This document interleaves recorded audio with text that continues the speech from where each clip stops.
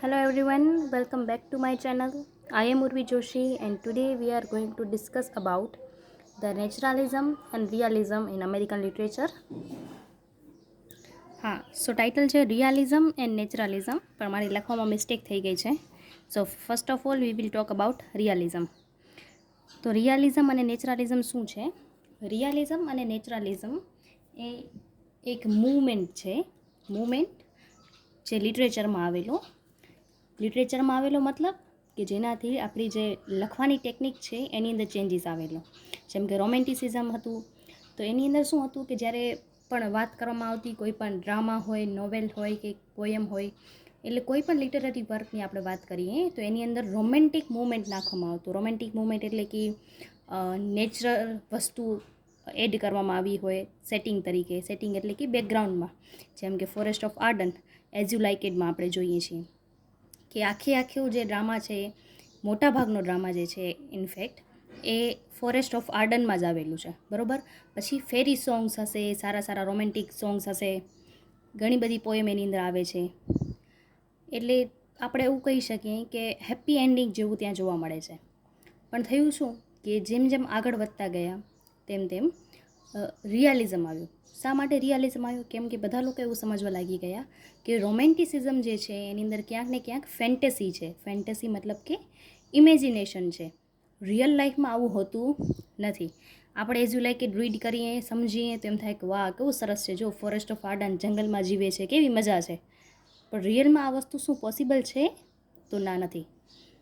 એટલે ધીરે ધીરે જેમ જેમ લોકો દુનિયાને જોવા લાગ્યા, સાયન્સ આગળ વધ્યું, ઇન્વેન્શન થયા, તેમ ક્યાંક ને ક્યાંક રિયાલિઝમ તરફ આપણે આગળ વધ્યા. મતલબ કે લિટરેચરની અંદર પણ રિયાલિટી જોવા મળી. હવે આને આવો જ રિયાલિઝમ અને નેચરલિઝમ એ ઇંગ્લેન્ડમાં પણ જોવા મળશે. એટલે realism and naturalism is also exist in English literature also. પણ અત્યારે આપણે જે વાત કરીએ છીએ એ અમેરિકન લિટરેચરની વાત કરીએ છીએ. શા માટે? કારણ કે આપણે મોડર્ન અમેરિકન લિટરેચર ભણવાનું છે. એટલે કે આનાથી પહેલે શું થયેલું હતું એનું નહીં, પણ 18th to 20th સેન્ચુરીની અંદર આપણે છીએ અત્યારે. 19th to 20th century, okay. એટલે 1900થી 2000 આની વચ્ચેનું આપણે લિટરેચર, અમેરિકન લિટરેચર ભણવાનું છે. એટલે આપણે અહીં છીએ અત્યારે. Okay, so Realism is a literary technique which has been used by various schools of writing. The first and foremost meaning of realism.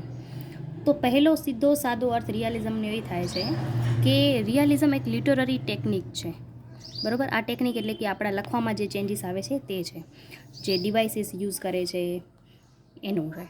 જેમ કે પહેલે આપણે જોઈએ છીએ કે ઓથેલો છે, મેકબેથ છે, એની અંદર જેટલા પણ ડિક્શન યુઝ કરવામાં આવે છે, સેન્ટેન્સીસ યુઝ કરવામાં આવે છે, એ બહુ લાંબા છે અને એના ડિક્શન બહુ હેવી છે. જ્યારે રિયાલિઝમમાં એવું નથી. જે આપણી વર્નાક્યુલર લેંગ્વેજ હશે એનાથી જ એ લખવામાં આવેલા હશે. જેમ આપણે અત્યારે આપણી મોડર્ન પોએમ જોઈએ છીએ, આપણું Old Man and the Sea, એની અંદર પણ આપણે રિયાલિઝમ અને નેચરલિઝમ જોશું. It comes in to exist against romanticism. રોમેન્ટિસિઝમથી બધા લોકો એટલા બોર થઈ ગયેલા કે એ જોઈને પછી એવું થયું, કેમ કે બધાએ ફર્સ્ટ વર્લ્ડ વોર અને સેકન્ડ વર્લ્ડ વોર જોયેલું હતું. એટલે એના પછી અમને ખ્યાલ હતું કે આવી બધી વસ્તુઓ આપણે જેમ કેમ કહીએ છીએ કે આવું પ્રેમ, આવી રિલેશનશિપ માત્ર મૂવીઝમાં જ હોય છે, રિયલમાં હોતી નથી. એ ટાઈપનું બિહેવિયર, એ ટાઈપની સાયકોલોજી લોકોની બનવા લાગી. In the late 19th and 20th mid century, 19મી સદીના અંતમાં અને 20મી સદીના મધ્યમાં રિયાલિઝમ આવ્યું રોમેન્ટિસિઝમના અગેન્સ્ટમાં. So after romanticism realism comes in to exist. તો તમે બીજા શબ્દમાં એવું કહી શકો કે રોમેન્ટિસિઝમ પછી આપણું રિયાલિઝમ આવ્યું.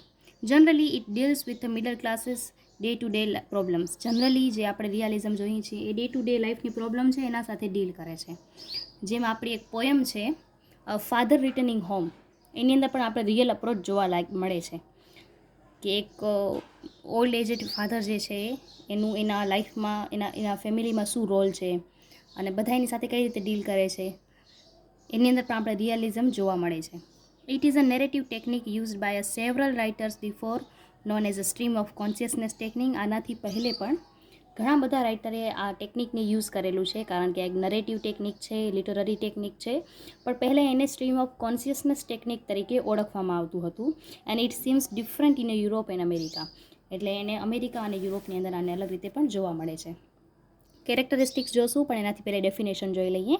તમને લોંગ ક્વેશ્ચનમાં પૂછાશે તો ડેફિનેશન આપવી જરૂરી છે, અને એના પછી તમારે એ ડેફિનેશનને તમારા સિમ્પલ વર્ડ્સની અંદર સમજાવવાનું રહેશે. આ મારી નોટ્સ જે છે, લેક્ચરની નોટ, એ તમને માત્ર આને સમજવામાં મદદરૂપ થશે. પછી આ આન્સરને તમારે ઇલોબરેટ તમારી રીતે કરવાનું રહેશે. Okay, so now definition. Realists center their attention to the remarkable degree on the immediate here and now, the specific action and variable consequences. Realist center, center એટલે મુખ્ય, કેન્દ્ર. Their attention એટલે ધ્યાન. To a remarkable degree, remarkable એટલે નોંધપાત્ર અથવા નોંધનીય બાબત. On the immediate here and now, immediate એટલે તરત જ.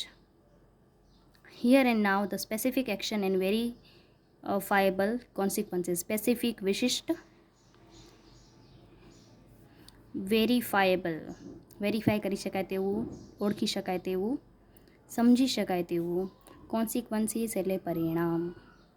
રિયાલિઝમ જે છે એ ક્યાંક ને ક્યાંક રિયલિસ્ટ સેન્ટર પર ચાલે છે. રિયલિસ્ટ એટલે કે રિયાલિટી, હકીકત, જીવનની હકીકત જે છે એ રિયાલિઝમના અટેન્શન લે છે. મતલબ કે સૌથી મહત્ત્વનું જો પાર્ટ હોય રિયાલિઝમનું તે છે હકીકત. ત્યાં તમને પ્લોટ જે જોવા મળશે, એટલે કે સ્ટોરી, એ પણ રિયલ હશે. નંબર 1, એનું સેટિંગ પણ રિયલ હશે, જેમ કે ફેક્ટરી, સ્લમ્સ, આપણી જે મિડલ ક્લાસ ફેમિલીઝ, એની ડે ટુ ડે લાઈફની પ્રોબ્લેમ્સ જે અત્યારે આપણે બધા જોઈએ છીએ. ફોર એક્ઝામ્પલ વાગલેની દુનિયા, ઓકે, તો એની અંદર પણ આપણે રિયલિઝમ જોવા મળે છે. એટલે આવી રીતે હશે, બરાબર. અને તરત જ એ પ્રોબ્લમને સોલ્વ કઈ રીતે કરવું, એના માટેને કઈ રીતે એક્શન્સ લેવા અને એનું પરિણામ શું આવશે, એ આની ડેફિનેશન છે. આ ડેફિનેશન આપેલી છે વિલિયમ હેરમન એન્ડ હોગહોલમેન. હવે આપણે જોઈએ કેરેક્ટરિસ્ટિક્સ. તો it deals with middle class complexity. Middle ક્લાસની જે જટિલતાભરું જીવન છે એના વિશેની વાત કરવામાં આવી છે. આનાથી પહેલે રાજા, મહારાજા, પ્રિન્સ, પ્રિન્સેસ, એની વાતો જોવા મળતી હતી આપણને. ઓકે, જ્યારે તમે આ પોઈન્ટ્સને ઇલોબરેટ કરો ત્યારે તમે એની અંદર એડ કરી શકશો કે રોમેન્ટિસિઝમની અંદર શેની વાત કરવામાં આવતી હતી અને રિયલિઝમની અંદર શેની વાત કરવામાં આવે છે. નાવ ધ રિયલ પ્રોબ્લેમ્સની વાત કરે છે. પણ રિયલ પ્રોબ્લેમ્સ શું છે? જેમ કે social class, their past. Social ક્લાસની અંદર પણ પાછું શું આવી જશે? અપર ક્લાસ, મિડલ ક્લાસ અને લોઅર ક્લાસ. જુઓ, આ ત્રણેયની પ્રોબ્લેમ્સ અલગ અલગ છે. ઓકે, અને એનું પાસ્ટ શું છે એના વિશેની વાત હશે. પછી લેંગ્વેજ કેવી છે? તો લેંગ્વેજ એની સિમ્પલ છે. આનો પોઈન્ટ બનશે લેંગ્વેજ ઓર ડિક્શન. પછી તમારે એમ લખવાનું હશે કે રિયલિઝમ જે છે એની અંદર લેંગ્વેજ છે એ સિમ્પલ યુઝ કરવામાં આવે છે. ડિક્શન જે છે એ વર્નાક્યુલર હશે. વર્નાક્યુલર એટલે કે ડે ટુ ડે લાઈફમાં જે વર્ડને આપણે યુઝ કરીએ છીએ એ જ હશે. Now inferior and psychological realism. Inferior એટલે નીચું સ્તર, સ્વમૂલ્યાંકન નીચું હોવું. ઓકે, એટલે પોતાની જાતને નીચું માનવું, નીચું સ્વમૂલ્યાંકન અથવા નીચું સ્તર. And psychological realism. અને આપણી સાયકોલોજી શું છે? સાયકોલોજીનો મતલબ થશે આપણી વિચારધારા.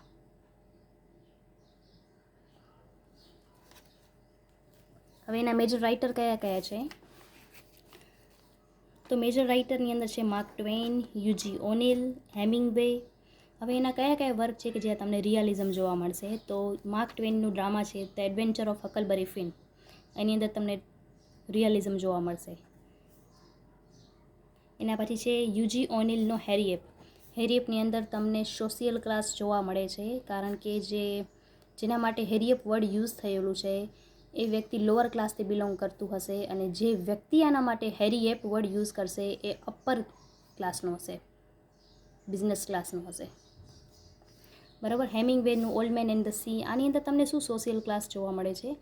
તો એની અંદર રિયાલિટી જોવા મળે છે કે જ્યાં સુધી સેન્ટિયાગો સક્સેસ નહોતી મળવી સેન્ટિયાગોએ, ત્યાં સુધી દરેક વ્યક્તિ એની હાંસી ઉડાવતા હતા. તેનું સ્ટ્રગલ, બરાબર. તો આ આપણી થીમ પણ છે, સ્ટ્રગલ, એનું પાસ્ટ અને એનું અચીવમેન્ટ. તો આ બધી વસ્તુઓ છે કે જે રિયલિઝમની અંદર આપણને એઝ અ થીમ જોવા મળશે, સોશિયલ ક્લાસ જોવા મળશે. એના પછી છે, આટલો તમે એડ કરશો તો ઓકે છે, બટ આ વધારાના છે. If you want or if you can want to add in your answer. તો Henry James, Joseph Kirkland, William Dean Howells and John W De Forest. Uncle Tom's Cabin જે છે, Death of the Salesman, Farewell Arms. આની અંદર પણ તમને realism જોવા મળે છે. નાવ નેચરલિઝમ. હવે નેચરલિઝમ અને રિયલિઝમમાં ફરક શું છે? તો રિયલિઝમ જે છે એ રિયલ પ્રોબ્લેમ વિશેની વાત કરશે અને તેના ઇમિડિયેટ સોલ્યુશનની વાત કરશે. ત્યાં તમને હોપ જોવા મળશે, સ્ટ્રગલ જોવા મળશે, કોમ્પ્લેક્સિટી જોવા મળશે. હવે નેચરલિઝમમાં શું છે એ જોઈ લઈએ. Study of scientific principal applied two human being but detached from human nature. Scientific એટલે વૈજ્ઞાનિક રીતે, પ્રિન્સિપલ્સ એટલે સિદ્ધાંતો, એટલે કે સ્ટડી એટલે અભ્યાસ, વૈજ્ઞાનિક સિદ્ધાંતોનો અભ્યાસ છે જેનું અપ્લાઇડ થાય છે ક્યાં? હ્યુમન બિંગની ઉપર, એટલે કે મનુષ્ય ઉપર કઈ રીતે વૈજ્ઞાનિક સિદ્ધાંતોનો અપ્લાઇડ થાય છે, કઈ રીતે એને તમે અપ્લાઇડ કરી શકો છો, ઉપયોગ કરી શકો છો, but detached from human nature. Detached એટલે અલગ હોવું, પણ તમારું જે હ્યુમન નેચર છે એનાથી તમે એને અલગ રાખો છો. સમજી લઈએ. Means it gives an objective view and avoid individualistic approach unlike realism. Realism શું છે કે ઇન્ડિવિડ્યુઅલ અપ્રોચ જુએ છે. ઇન્ડિવિડ્યુઅલ અપ્રોચ જુએ છે મતલબ કે અલગ એની લાઈફ જોઈએ છે, એના લાઈફની પ્રોબ્લેમ્સ જોઈએ છે. જ્યારે આની અંદર શું છે, તમે હ્યુમનને એક ઓબ્જેક્ટ તરીકે યુઝ કરો છો, બરાબર, અને એ વ્યક્તિની ઉપર નેચરનો શું પ્રભાવ પડે છે એ આપણે જોઈએ છીએ. એમિલી ઝોલાના વર્કમેન જે છે એ એનો એક ગ્રેટેસ્ટ એક્ઝામ્પલ છે, બેસ્ટ એક્ઝામ્પલ છે, જ્યાં આપણે નેચરલિઝમ જોવા મળે છે, જ્યાં કને હ્યુમન બિંગ જે છે એને હ્યુમન બીસ્ટ માનવામાં આવે છે. બીસ્ટ એટલે મહા અથવા વિશાળકાય વ્યક્તિ કે પ્રાણી, એને આપણે બીસ્ટ કહેતા હોઈએ છીએ. હવે આને વસ્તુને સિમ્પલ વર્ડમાં શું થશે, તો main is also a slave of nature or natural instinct like animals. વ્યક્તિ જે છે એ પણ એના સ્વભાવનો ગુલામ છે, એ પણ નેચરનો ગુલામ છે, જેમ કે એનિમલ્સ છે. But as he lived in a civilized society, કારણ કે એક સભ્ય સમાજમાં જીવે છે, he has to restrain his natural feelings. Restrain એટલે રોકવું, અને ક્યાંક ને ક્યાંક આપણે બચપનથી એવું શીખવામાં આવે છે કે અહીં આ કરશો તો સારું નહીં લાગે, એટલે એ પોતાના ઇમોશન્સ જે છે એને રિસ્ટ્રેન કરે છે, એને રોકી રાખે છે. ઓકે, તો આ છે આપણું નેચરલિઝમ. ફોર એક્ઝામ્પલ, આપણે ક્યાંય પણ ગયા હોઈએ ને આપણને તરત ભૂખ લાગી હોય ખાવાનું જોઈને, પણ જ્યાં સુધી સામેવાળો બોલશે નહીં કે ચલો જમવા પધારો, ત્યાં સુધી આપણે ન જઈ શકીએ. એ નેચરલિઝમ. પણ આપણે એ ભોજન જોઈને ભૂખ લાગી, બરાબર, એ એનિમલ્સની રીતે છે, બરાબર, કારણ કે એનિમલ જે છે એ આપણાથી ઘણી લોઅર સાઈડમાં જીવે છે, અને ત્યાં કને આપણામાં નેચરલ ઇન્સ્ટિંક્ટ નેચરલી જોવા મળશે, ઇમિડિયેટલી જોવા મળશે. પણ આપણે સિવિલાઇઝ સોસાયટીમાં છીએ તો આપણું બિહેવિયર એક સભ્ય વ્યક્તિ તરીકેનું હશે. વોલ્ટ વિટમેનનું એનિમલ પોયમ. આ પોયમની અંદર એવું કહે છે કે માણસ પણ એવું ઈચ્છે છે કે જાણે હું એનિમલ બની જાઉં અને હું પણ એનિમલ્સની સાથે મારું જીવન વિતાવું. તો આખી પોયમ એના ઉપર છે. હવે એના કેરેક્ટરિસ્ટિક્સ શું છે એનાથી પહેલે છે કે આ ટર્મ નેચરલિઝમ સૌથી પહેલે યુઝ થયેલી હતી ફ્રેન્ચ નોવેલિસ્ટ એમિલી ઝોલા દ્વારા. એટલે આ તમને એક MCQમાં આવી શકે એવું છે. નાવ એના કેરેક્ટરિસ્ટિક છે હ્યુમન એઝ અ સબ્જેક્ટ, એને એક સબ્જેક્ટ તરીકે યુઝ કરે છે, અને નેચરને એઝ અ ઓબ્જેક્ટ યુઝ કરશે. અને પેસિમિસ્ટિક એક્સટેન્શન જોવા મળશે. પેસિમિસ્ટિક એટલે કે નિરાશ, એ ક્યાંક ને ક્યાંક પોતાના જીવનથી નિરાશ હશે એવું જોવા મળશે. Depict nature in a larger reality, નેચરને એક મોટા પૈમાના પર આપણને રજૂ કરતું હશે. એનું સેટ કેવું હશે, જે પણ પોયમ હશે એની સેટિંગ તે એવરીડે વર્લ્ડ બતાવશે, એવરીડેઝ કેરેક્ટર્સ બતાવશે, અને ઓર્ડિનરી ઇવેન્ટ બતાવશે. એની થીમ છે સર્વાઈવલ, કારણ કે જેમ કે નેચરમાં સૌથી મોટી વસ્તુ શું છે, સર્વાઈવ કરવું. મોટો પ્રાણી છે એ નાના પ્રાણીને ખાય છે, આ એક નેચરલ રૂલ છે, બરાબર, એક રિયાલિટી છે આપણી.